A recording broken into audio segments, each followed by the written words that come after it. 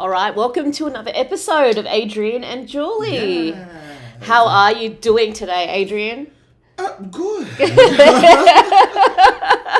Juggling. Juggling it all. How's Influencer World? Oh, there's been quite a lot of events. Maybe because it's coming up to end of year. Yeah. There's been a lot of events coming up and events also past. I think I went to one event that is like, it's like a dinner. And then there's like there's like this light that they put onto the table. So wow! It's like a theater. Yeah, and then the whole plate will have like animation on it, like it's On the plate. Really cool, yeah. Oh, that is Colin super cool. Fasnage was the chef. Yeah. But it was such a surreal experience, like Of them it's doing like it. Sound and sensorial experience, they call it. Oh my god, it's so.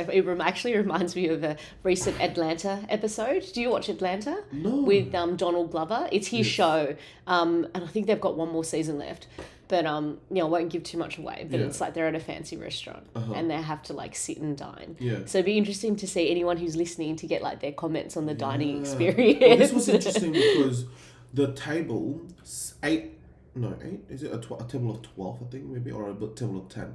4 of us are content creators, but 6 of the other people in the table are winners that went into the draw for the dinner. Yeah. And then they were so fascinated about what What we're you doing. do, yeah. We were filming, and Colin came in and said, so you were all winners, well done, and then the 4 of us just said, no, we're working. Like, we're working for you. Yeah. And then the 6 of them were like, wow, so you're here. Yeah. And because it's an event, like, we were paid because it's an event and we have to kind of like chronicle it. And then they're like, what, you're here to eat this amazing food by a celebrity chef and by this light show that is so amazing, and you're paid to do this. I'm like, yeah. It's like, I think it is quite nice being able to get that point of view where people are removed from it, like that kind of, oh my goodness, this is what you do, like, and you do take it for granted, like how the opportunities that I don't think I have taken it for granted yet, because I'm so like thankful every time, but I can see people taking it for granted after doing it for a long time. But it's so funny that the 4 of us who are the content creators, we immediately came into this mode that just help each other. Like, we immediately put lights on each other. Like, we immediately kind of present the food to each other and then help cut the food of each other's. And then like, it's just, I guess it's a foodie community is quite healthy in that way. I mean, obviously there's drama everywhere, but yeah, we're very we're very helpful to each other. They're for like supporting each other, and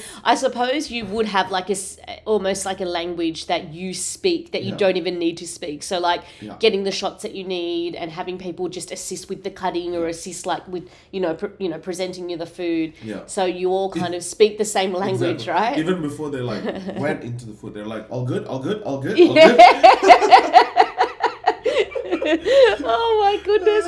And then the people on the table would have been like fascinated. Yeah. They were all fascinated.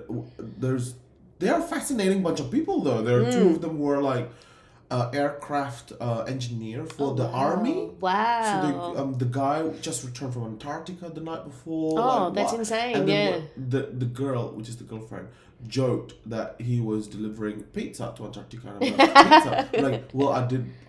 His signature is to bring things that people stationed elsewhere can't get. Right. That's what he likes to do. Wow. And then can you imagine like the faces of the people in Antarctica? He was just saying, like, one time he went to Afghanistan or Iraq or somewhere, and then he brought strawberry milk, and then their faces, they just drop everything. They just run for that strawberry milk.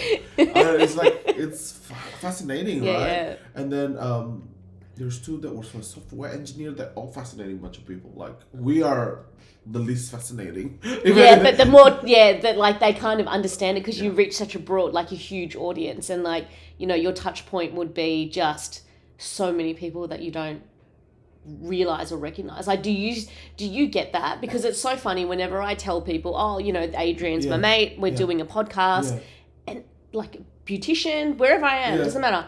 Like, parents, they just know. Like, it's incredible the reach, right? Because it's, when you think about it, it's not like how television was where, you have a studio, there's a show, okay, it's broadcasting into the show. almost like TikTok and how we access TikTok and other social media platforms is it's very Yeah. personal. Like, you know, it's kind of like what you look and your tastes. Yeah. And it's tailored towards that. It is interesting. Like somebody DM me and said, Adrian, I'm the one from Burwood. I'm like, gosh, that's the worst suburb to tell me because in Burwood is there's where so I meet many. the most people. Yeah. And then I'm like, which one are you specifically? But I think I remember most encounters because I appreciate every one of you who said hi. But it is surreal. Like, you know, when I'm telling my mom asking me, oh, you know, do people recognize you? Yeah, they do. Like, maybe if I go to the northern beaches, they don't because I don't do content there. Oh, so right. I don't have following there. But I'm just grateful. I think it's the only thing I can say. If you support me, I can't be nothing but grateful. And yeah, say hi to me. I will. Because a lot of people tell me I'm too shy to say hi. I'm like, what? Like I know, me? but you're like you're the most like I'm personable like no person. one. Like, you know, just say hi, just as if you're like my friend. It's fine. Like you can ask me questions. Yeah. I'm an open book. Literally. You are, yeah. And like, do you walk around like down the street? So say if you've got a craving for like your favorite food, do you get stopped now, or depends where you go? Besides the northern beaches, or even walking the dog, Ollie. Like, I think I have a lot of Maryville followers because I live here. Literally, like people on my street, they'll be like, "You sound familiar." And right. So they actually, they have that connection where it's like, a lot of them notices my voice. Yeah. Some yesterday they notices my face. I'm like, "Do you do TikTok?" I'm like, "Yeah, I do. I love your content." I'm like, "Oh, thank you." Aww. And she lives like literally 2 doors down. I was like, "What? I'm a neighbor with you."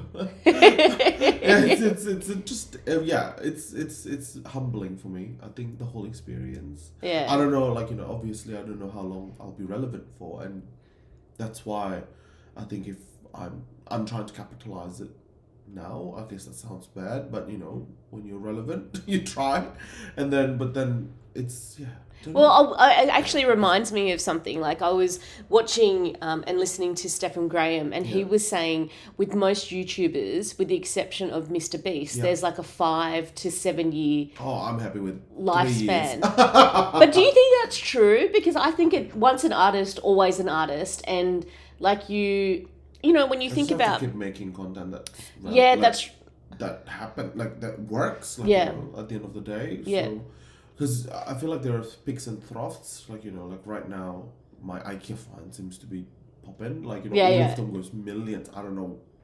Thank you, but it's interesting. Maybe because IKEA is a global company. Yeah.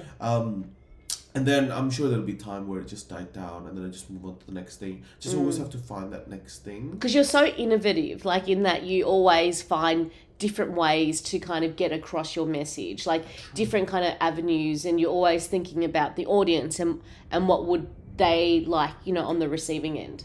Yeah, but it's like hit and miss. It's such a difficult. Being a content creator, the stressful thing is you find it so interesting and then the people don't. Yeah. You find it least interesting and the people do. It's like, gosh, you never win.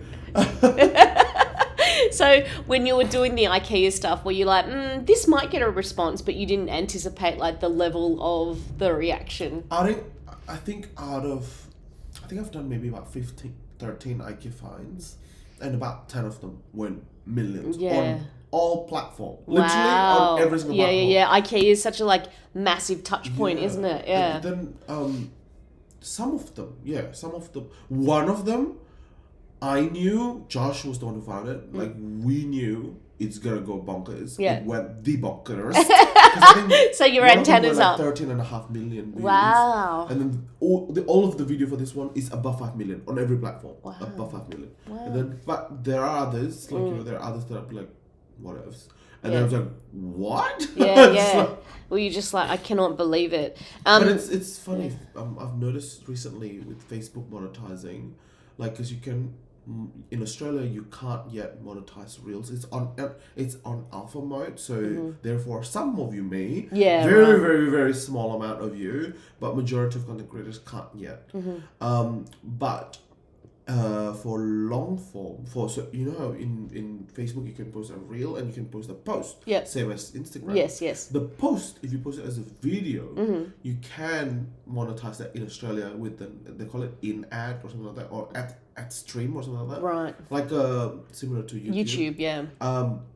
but that one is only for video above 30 seconds. So now, because my content is short, so I'm trying I started stitching videos. Yeah, and yeah, do like to get top that. Yeah, 3, yeah, yeah. top 5, whatever. Yeah, yeah. And just start posting that like every now and there, because that's the one that's monetized. Yeah, right. To push it above like the 30-second count. And I think the longer it is, and if the longer, like YouTube, makes more money if it gets viewed more as well. So, Yeah, right. like if you get 100,000 view on a 5-minute video and a 35-second video, you'll make a fraction in the 35-second video rather than the same amount of views. Yeah, okay, yeah. So they favourite. Well, I guess like looking from YouTube's point of view, they want you to stay on the platform as long as you can. I just got an email from YouTube as well for those who's interested. Because YouTube now has become kind of split, YouTube Shorts and YouTube traditional long form, right? They always have this called YouTube partnership program where they pay you, and the requirement has always been 1,000 subscribers.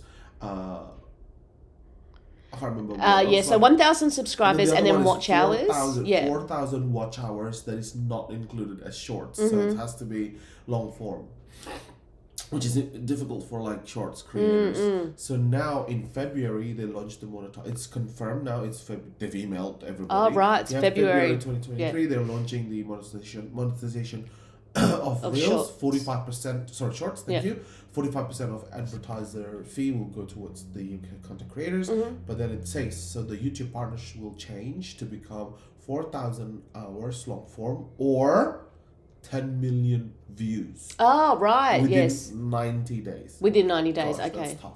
If the 90 days is right now, I'm in. But if the 90 days is later, I don't know. That time cap is like so stressful, because it's like, what if it's short, but then what if you have like a really good, like stream of like content, you're creative, you're doing the IKEA, and then like. But I'm hoping that 90 days, if you're eligible, then you're eligible for the year, right? Yeah. yes. But it's tough. So 90 days would be just pretty much like a quarter. So you're just thinking like, if 10 million 10 views, million, not hours, thank God. 10 million views of Reels. Right.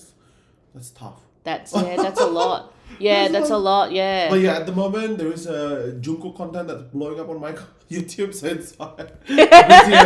BTS, so I'm good with that 90 days right now. But it's like a 90-day food challenge where you're just like, oh my God, 90 days. Like that time is like so specific. Does it put pressure on you? Oh my gosh. I think I'm already stressing about it. I'm like, 90 days? What?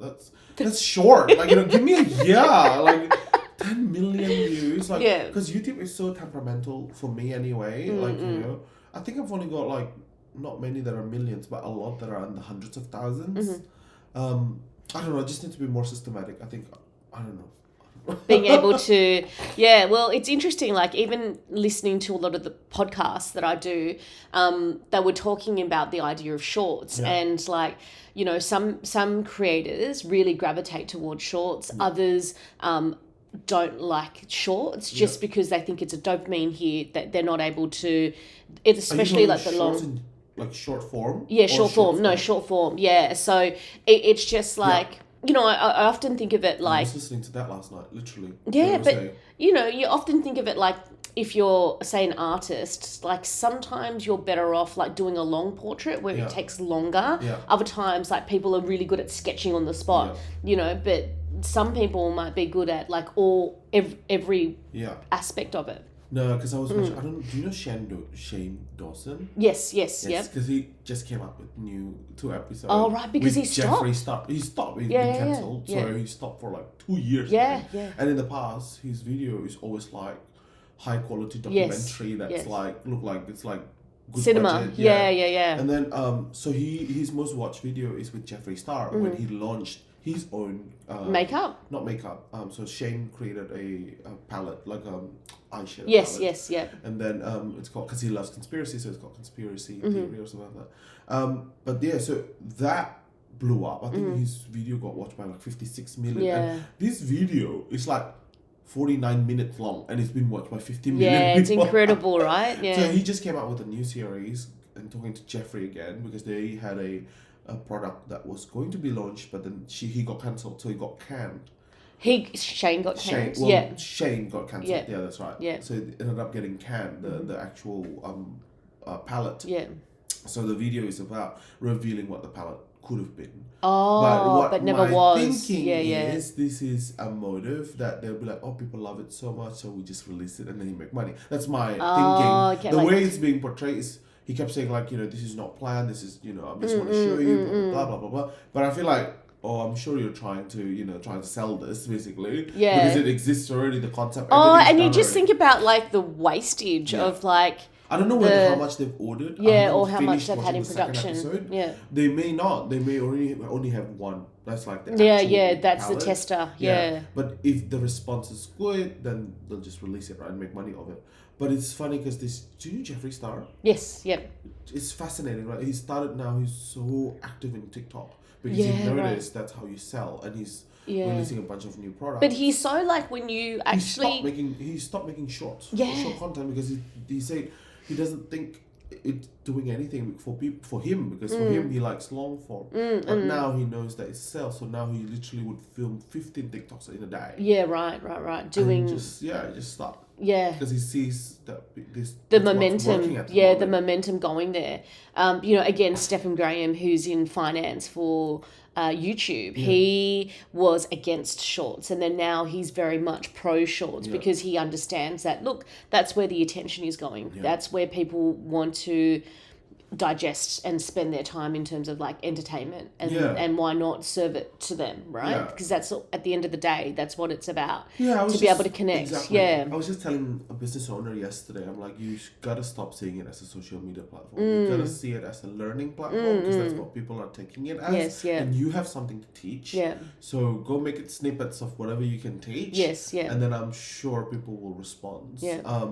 It's just, you gotta change your mindset. It's a learning platform. Don't see it like, short form is instant gratification or whatever. Well, it is, but a lot of people like that. Yeah, that's right. Well, that's what the people are voting with their eyeballs and their attention. You can post 10 minutes in TikTok, it's fine. Oh my God, it is so good though, TikTok. Like, once you're on it, it's very hard to just be a consumer of it instead of like a creator of it. And would you say like you have ever come across like burnout or just no in terms of as a creator? There'll be in the past there'll be days if Josh pile up so much on a day or on a weekend, there'll be days like, wow, this feels like jobs. That's the moment, I guess, the mini moments of like, I could do with less things to do today. But but it's and then once it's done, then it's fun again. So not burnout is not like major burnout, but just maybe thinking about like, I could do with less today. There has been quite a few weekends because I work full time. So it's insane, like how you manage precious. But that's why weekend can be quite full on, like is full on. That's why people who ask me and to meet me on weekends. Good luck finding time to meet me on weekend, because most times I'll have half an hour for you somewhere, but it's literally not because it's literally I am busy with projects. You've got genuinely I can show you my calendar, like So, like, do you find there's time for you to actually have leisure time then? Like, do you have... Well, at the end of the day, I see the content making as leisure. Luckily, it's still a hobby. I love that. Yeah. So like I was oyster farming on the weekend, filming content for them. But it was the funnest. Is that the right word? Yeah. It was the most fun that you've ever had oyster farming. Where was it? It was in Kangaroo Point, which is like the northern beaches, and then you go by boat, you see the oyster farm, and then she then brings you into this area which is quite shallow, and then you walk, and then there are like fine dining tables set up on the water. Oh, really? Like you gotta go do it. It's so much fun, and they give you a mountain of oysters, and you just shucking the oysters, and then they will teach you how to shuck it. And then I love the comment. One of them says, "That's the only oysters that she'll shuck."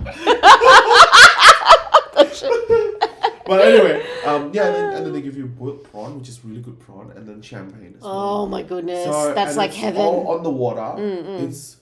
So much fun, and they don't do discount code. And right now, because I've made content for them, they were kind enough to create a discount code. So Wow. it's holiday season. It's the best It's- gift yeah. ever. Not that not that any of you, not that this is paid to do say this, but Yeah. it's I've never had so much fun. And is it like- and this boat is like a speedboat, so it's like kind of like thrilling, and then but it's not crazy. It's just like whoosh, whoosh, whoosh, and then the oyster farming, and then she was explaining how oyster works. She was explaining to me the differences between Pacific oysters. Oh, yes, and Sydney Rock. Yeah, oysters, yeah. which I'm gonna make content about. 'Cause And that's which one would you interesting. prefer?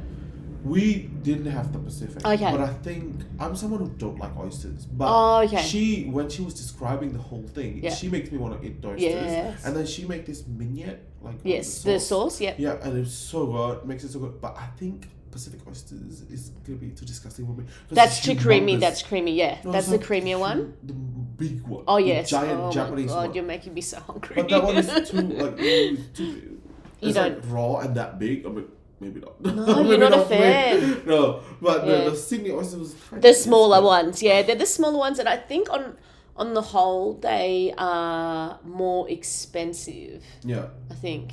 I'm not sure, but either they're you're giving amazing. a mountain of it. Yeah, it was it hard to shuck. No, well for me not. I ended up becoming like an expert. Like, Oh, I right, shipped you- all like I don't know 20 or 25. Or I don't Oh, know. you're able to do it like. And then Josh was like peeling all the prawn for me because I ate the. Oh, the prawns, yeah. But I did. That was the most oysters I've ever eaten in my life in one day. Not like, have you ever gone to like an all-you-can-eat buffet? Yeah, I'll never touch like, the oysters. You never touch the Never. oysters. Oh, okay, right. But this is so fresh. This sounds like you're getting it It's directly funny. from the source. Right after I was smelling my fingers, Yeah, it's yeah. not even smelling fishy. Like it's. No, it's yeah. When crazy. you get good oysters, it's like oh, It just smells like salt water. salt water. Yeah, like. Yes, it yeah, smells like the salt. it smells Yeah. like the ocean. Yeah. Yeah. Yeah, I wonder like how I'd be interested to like for the audience to know like how do they take their oysters? Like would they prefer what would they prefer? Because I know that a lot of people have like bacon bits and like cheese, Like the Kilpatrick. Yeah. I love On that. do you I'll like eat that? one. If there is an oyster buffet, I'll go for that You'll one. go 'cause for it's that cooked- one? or tempura or whatever. Yeah. Different ways. Yeah, I'm sure a lot of people do love like raw oysters. Oh, yes. But it's funny, she was saying that her entire family, Yeah. like all of them have like 4 or 5 children. Yeah. Like she has 4 or 5 children, Yeah. her dad has 4 or 5 children, her brother have 8 children, whatever, because they're oyster farmers and oysters meant to be aphrodisiac. or Oh, something, whatever. right, yes, and then yes. it seems to be true for all of them Yeah, because they're right. all 4, 5, 6, 7 children. Wow, like an yes. aphrodisiac, yeah, they come with big numbers, right? The oysters. She's the funniest. This lady is hilarious. Oh, how did you come across her? Oh no, she contacted me ages ago. Oh, okay. And then apparently there's been floods. I don't know when they say floods what it really means, but I think it's like the water current is stronger than usual, and then it's not good for the oysters, and therefore they just stopped doing it for a while. Yeah. And then now that it's summer. Oh, well, the sun's finally out, yeah, which is a So big she's back. big deal. She's Yeah. back. But it's Oh. just so much fun. Oh my goodness. So when will we see that content? Already out last night. Oh, it's already out, Yes, last night. And then I think it's really timely with traveling coming because she just bought a big boat for when international travels come back full, you know. Well, this will be the first. Well, there was an article saying that this will be the first kind of Christmas like shopping malls, Yeah. like Westfields, are enjoying like a big bump in the season because it's like 2 years since they've actually had a full Local lead or up. by- No, just I think everywhere. Everyone, Like you yeah. think about the pandemic, you know. I know here in Sydney, Yeah. always towards Christmas there was like a question mark of like whether Christmas was going to happen. Yeah. You know how many people could fit. Remember that year? Yes. How many people you could invite in your house. Yeah. And then now it's like a free for all. But did you hear it in Queensland? There's like 4th wave or something like that. Yeah, well, there's a current And there's a Sydney school that's been closed. yeah, there was a Sydney school. Yeah, but I think it's all pretty much all hands on deck. I With thought we're done. well, yeah, I think you just need to get like protected, you know. Yeah. Yeah. So, have you started your Christmas shopping? No, I literally had a dream of like having to buy things for my nephew. So, but then they're in Indonesia, so maybe this time I don't have to. Yeah, Because they'll be back in 1st of Yeah, so- January. Yeah, they're gone for a long time. Yes. So I know that there's this Pokemon Scarlet and. Oh yes, Violet and yes, Violet, it's just so come I think I out. want Yep, to yep. get that for him. I kept thinking him only because he's the only one that I, born here, and then we hung out, and then I had to think about the other 3 too. There's 4 of them. Yeah, you like the uncle that it's like I don't have favorites, but Oh no, he's Josh is like clear favorite. Like it's the one that we not grew up with, but you have the sentimental like experiences and Yes, memories of The other 2 definitely don't have much relationship with, but they're still tiny. So they don't have, they're still tiny. I'm letting Ellie. Yeah, Ellie's cute. Oh, she's the best. I want to take her home. So. And that's kind of how we all met, actually. Yes. I remember their farewell party at your place. At my place? Yeah, at your place, here. Did we? Yeah. Sorry. Yeah, here. And then you said, I think we were talking about Indonesian influencers. And this is before you started. What? Yeah, this is so long ago. No memory You of have that. And you're like, you know what? I think I might do it. What? Yeah. That party. What? Yeah. No, that's so crazy. It was their farewell party. Oh my gosh, I have no recollection of that. Yeah. So that's what I would think when you do so much. There's just so much. Yeah. You just start blurry. Everything's just blurry. Yeah, because it's all the way go. Yes. Okay. Elon Musk. Elon Musk. Now, would you work for Twitter if you had a chance? Because he's enforcing that you have to be in the office for at least 40 hours. So I had a event with Prime Video Mm-hmm. because I'm an Amazon content creator, but I'm Amazon retail, not Amazon Prime Video. Yep. But so the Amazon retail influencers program lady said, "Hey, I got one invite. Do you want to come?" Yeah. I was like, "Oh, thank you. Yes, I went." So we went. It was at Ivy top floor, and there was a jacuzzi there, like private function. Oh wow! And it was all decked out with Amazon Prime. Yeah. Prime. And then she was working in America for Twitter. Oh, she was. Yeah. And then she was like, "Thank God I'm out of there." So because you're like, I think you go in thinking that your working conditions would be one thing, and then now it's changing because it's like a regime. Yeah, well, they're saying like May 2020, the staff were told they could work at home forever if they wanted to. And then now it's like 40 hours in the office. Well, and then they've like apparently fired, 11,000 people. And Facebook fired a lot of people. Yeah. It's kind of like it always hits the tech sector first. Yeah. Like any signs of like a global recession or the economy is a bit shaky, it's always I guess tech to go Elon first. Musk is just him. He's such. I think I would not want to work with such an unstable person as a lead, Oh, as your big the boss, fearless leader. Yeah, you want someone that projects Stability. solid, stability exactly. But I think there is a method in his madness, though. I think there's always a method in what he does. I'm sure for the bigger picture, I guess, but for myself, that's right. As an individual, self, yeah. Yes. Like when you're thinking about, okay, like I've had this sweet deal where I was able to get a really good work-life balance. I'm at home, and then now I have to like turn up 40 hours, and it's changed so much. And like a lot of your friends or your colleagues would be just gone. But I'm assuming those people that lost job or were likely to quit after they've been forced to work full time in the office. They could easily get a job anywhere. It's like if their resume is Twitter, that's right. And then apparently they were saying that a lot of the people were asked back to fill the positions. Yeah, I remember when I first started out, like in the workforce, it was the time of like the GFC. Yeah. And so there was like a wall of like list of names. And then so you have to look at your name if it's on the wall. And if it's on the wall, then you're... Crazy. Yeah, it was crazy, right? In Australia. Yeah. That was when you in the enter media. the building.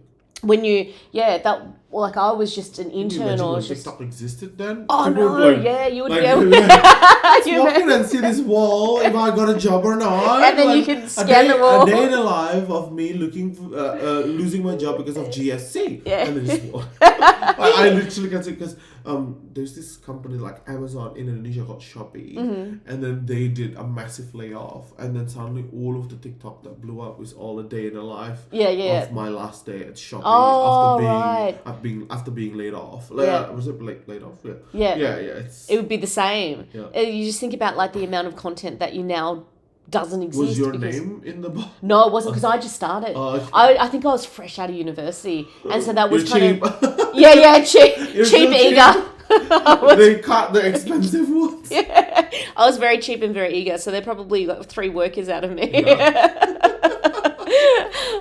I was listening to this podcast. Yeah.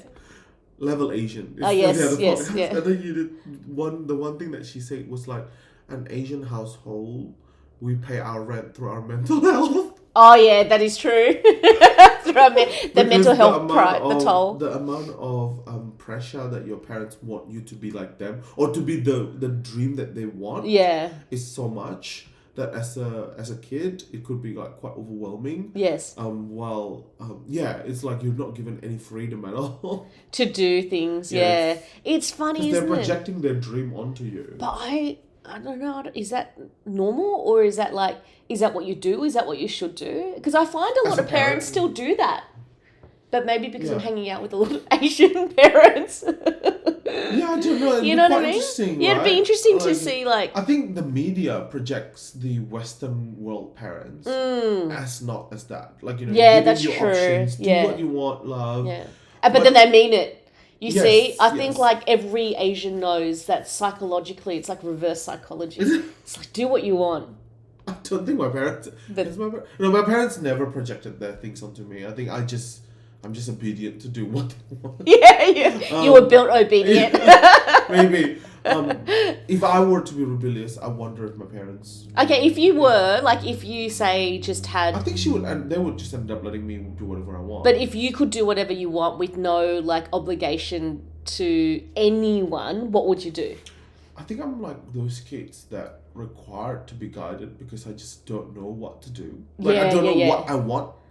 I still don't know what I want. Whenever in my office somebody asks me like, what are you doing in 5 years? I'm like, oh gosh, ask me next year, but don't ask me in 5 years. Got no idea. Like literally got no idea. Yeah. Like So I'm grateful for the guidance that my parents have given me. Yeah. I think there are a group of children that knows what they want. And just strong-minded. Yeah. And there are children or people that are actually required guidance or required to just go with the flow and see where it goes. Yeah. And that's me. Wow. So I don't know about you. Were you imposed at all? Like no, I was kind of the opposite. I guess because I was the middle child, so a lot of the things I've had to just like work it out for myself. Like I was kind of like the left behind kid because. So your parents didn't project any desires of theirs onto you? No, I feel like I've kind of pushed that on myself because I like. So it's my sister and then myself. So it's 2 girls and a boy. Yeah. So you can imagine in like an Asian household that boy like was, their hopes and dreams. Is he the opposite as you in terms of experience? Yeah, that's right. Oh, yeah. wow. And it's just like how, I think it's like, I don't know. I guess like it might not be an Asian thing where it's like your role in the family, like the order of birth might be very dependent on what you end up doing. Later in life and how your personality is shaped. Yeah. Because I can imagine if I was the youngest, then if it was like not as hands-on or like, you would just be able to, go with the flow and a bit more relaxed. But not your brother. No, but he's very go with the flow. Okay. But was your parents telling him what to study and things like that? No, I think my sister did like the dutiful, like, big sister role, like kind of she was just very like obedient and very by the books. By in my head is House of Hope.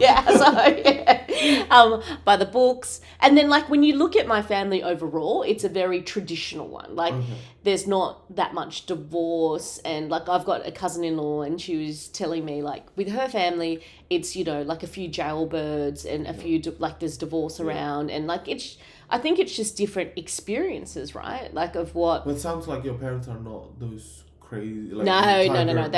They never. No, it was never like, it was very hands off, if that makes sense. Like we went tutoring, that would probably like created another side where it's like they're so hands off. I've gone the other way where it's like, oh, okay. Yeah, so I guess that stereotypical may not be the case for the two of us. No. Two Asians Yeah. whose parents are actually quite, like, chill. They're chill. Yeah. Yeah. Like I was but never I know a forced. lot that are not. Yeah, like I was never forced to like be a doctor or Yeah. be a lawyer or be something that will, you know. Yeah, never. Yeah, never. Not me either. But maybe that's interesting. I found that quite interesting. But yeah, no, I was just saying earlier that I haven't finished mate. The thing is, a lot of Western media portray Western parents as like, As a certain way, yeah. Yes. And I don't know if that's true in like real life. So it'd be quite interesting. It'd be interesting to see like the comments like of how you were raised and what your parents thought. And, yes. Do like, they impose things on you? Yeah. Like, you know, I'm assuming maybe like, I mean, my head is like private school parents will be like, oh, you got to do this, you got to do that. Like whatever race. Yeah, because they pay 50 grand a year. They want a ROI. Yes, return on investment. Which I guess that's human nature. So I don't know.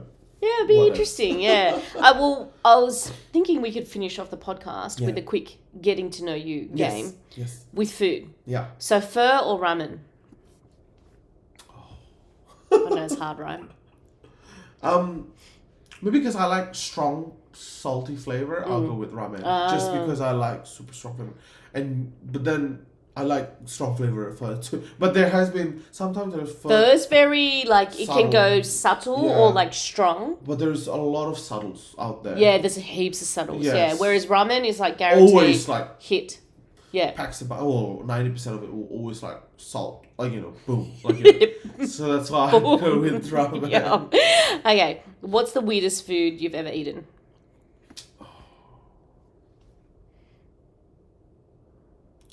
Somebody long time ago, I'm pausing because I'm like, do I want to say this?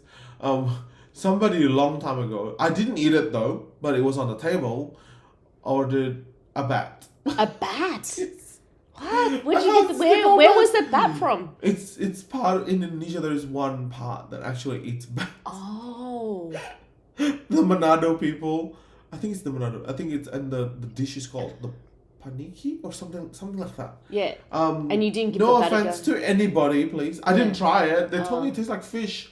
I guess it's the weirdest thing I've seen in front of me.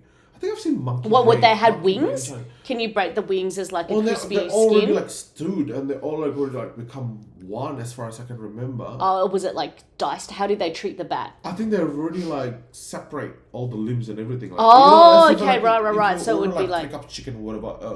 I was thinking like a full bat. It's not like on a stick like that. No, it's a stew. Bat on a stick. It's stew on a curry. Oh, okay, right. Yeah. So look, I think if someone didn't tell you what it was, you would have had it. It's black. I wouldn't touch it. It's completely Really? everything's But black. don't you have like when my mum cooks, she uses a congealed jelly. I love that. Like, and I think it's blood. It's like I love that. Yeah. But that's black. Yeah. Yeah. But it's jelly, but it's black and it's like you can see it's meat. So I'd always question it. Oh, like, okay, yeah. You know, and that I think I've seen monkey brain on the table as well, but I don't eat them. So in terms of the weirdest thing I've That's eaten, like really maybe like crocodile or a rabbit, which is kind of like boring because Aussies do that, like eat crocodiles and French eat rabbits. Yes. Yeah, that's the weirdest thing I've eaten. Like, but weirdest thing I've seen. Monkey brain. I've eaten lamb brain. Yes. Lamb brain. How did that taste? It's just in hot pot. It's a common thing in hot pot. Oh. And then it tastes like nothing. Yeah, it tastes like a tofu. It tastes like tofu. Tofu. Yeah, because it's like the texture is like the hard tofu. Interesting. I wonder, like brains of like animals that you could. So, monkey. I've lamb. seen the monkey. Oh my god! I can hear my dog snoring just now. He's like, "Don't eat me." No. Oh my god! I made a joke. I was making content somewhere else, and then the dog had the same color and kind of fur, looked like the sofa. And I made a joke, and everyone was like, I said, "How many of those do you need to make a sofa?"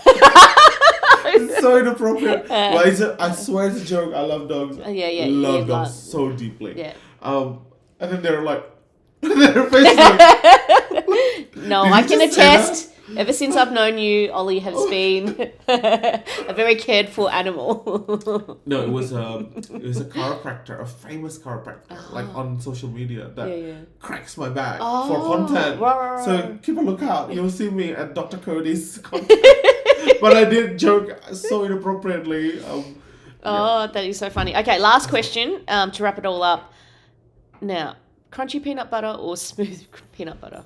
Smooth, always for me. Smooth. I always prefer the smooth, just because I'm a perfectionist. Yeah. And when you spread it, the chunky, I don't like that. It's you don't not like perfect. And sometimes it even carries the bread with it. Oh. It breaks the bread. But how hard are you going over it? I love know, crunchy. And I hate it when that happens. It's just my perfectionist self is just like, like, while the smooth is just like a butter. Oh, like, I've got a hot tip before we leave. Acai bowls with peanut butter is so good. A what bowl? Acai bowls? Acai bowl. Yes. With peanut butter. butter. God. Every time I order acai bowl, always ask for Now, is that a dessert or a full meal? Acai bowl. Acai bowl, I think, feel like a boba. Like a bubble tea, the way Really? Some people have it as like their main meal. I know. So, Because the thing is, with the acai bowl, though, I don't like it when they just literally put peanut butter on it. I want it to be most fruit? places. Yeah, in granola. Most places, the one they do really well, they pile their peanut butter. So it's become like kind of runny. Yes, that's the one that I've had the best. When it's literally just peanut butter and they just slap on No. It's ruined the experience. It ruins, It's an art. Like a tahini. Yeah, it's an art of it. Okay. Well, thanks for listening, guys. Oh, thank you. Thank you. See you next time for our next episode.